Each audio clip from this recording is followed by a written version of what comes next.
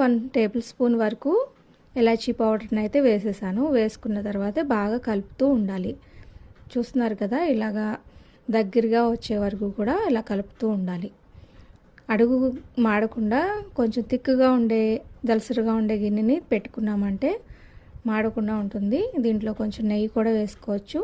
వేసుకొని బాగా కలుపుకుంటూ ఉంటే ఇదిగోండి చూస్తున్నారు కదా, ఇలా దగ్గరగా అయిపోవాలి. ఇలా వండగట్టడానికి వీలుగా ఉండేలాగా చూసుకోవాలి.